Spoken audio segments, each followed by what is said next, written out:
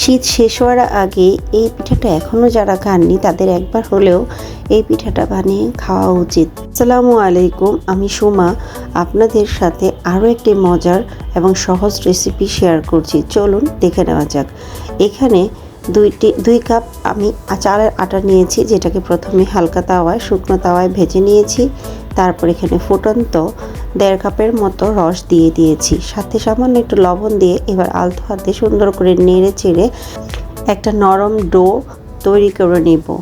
এ পর্যায়ে ভালো করে এভাবে মিশিয়ে সুন্দর করে আটা যেভাবে খামির করি সেভাবে আমরা ডো তৈরি করে নিয়েছি। এখন ভালো করে এটাকে মধ্যে হবে, বেশ কিছুক্ষণ মধ্যে হবে, খুব সুন্দর করে 5 মিনিট ধরে এটাকে ভালো করে আমি মধ্যে নিয়েছি। এবার রুটির পিঁড়িতে অথবা এরকম করে একটা পিঁড়ির উপরে রেখে সুন্দর করে লেচি কেটে নিচ্ছি। দেখুন কিভাবে আমি পিঠাটা বানাচ্ছি। ছোট্ট করে টুকরো নিয়ে তারপরে প্রথমে মাঝখানে সমান করে তারপরে 2 মাথাটা চিকন করে দিয়েছি। এভাবে আমি সবগুলো পিঠাকে বানিয়ে নিচ্ছি। খুবই সহজ, আপনারা একটু খেয়াল করে দেখলে দেখবেন এটা ইজিলি পারা যায়। এই হচ্ছে দেখুন আমি বেশ কিছু বানিয়ে দেখিয়েছি।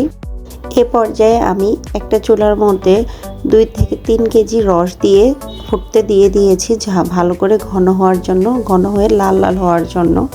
আর এক পাশে আমি সুন্দর করে পিঠাগুলোকে বানিয়ে নিয়েছি।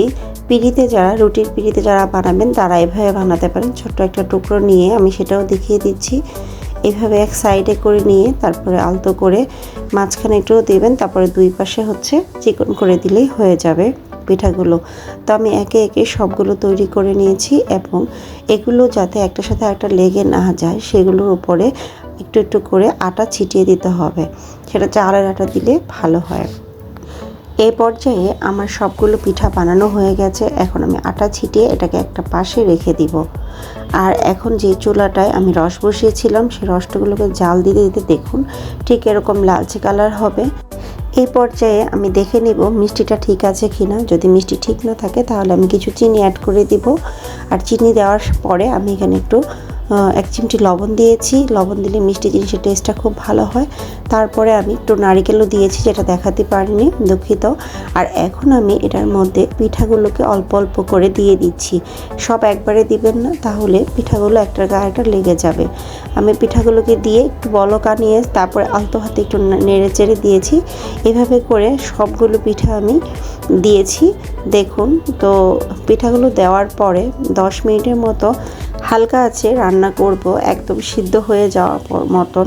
তো 10 মিনিট পরে আমি একটা উঠিয়ে দেখব চাপ দিয়ে যে পিঠাগুলো সিদ্ধ হয়েছে কিনা। সিদ্ধ হয়ে গেলে আর ভেঙে যাবে না।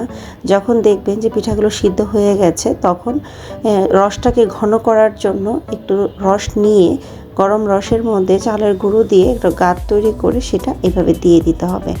এভাবে রসের মধ্যে দিয়ে আর 5 মিনিটের মতো জাল করে নিলেই আপনার মজাদার রসের পিঠা তৈরি হয়ে যাবে। তো এইভাবেই সুস্বাদু মজার একটা খেজুরের রসের পিঠা আপনারা তৈরি করে নিতে পারেন। তো অবশ্যই আপনারা জানাবেন কেমন লাগলো আমার রেসিপি। যদি ভালো লাগে প্লিজ লাইক, কমেন্ট, শেয়ার করে আমার পেজটা ফলো দিয়ে রাখবেন। আল্লাহ হাফেজ।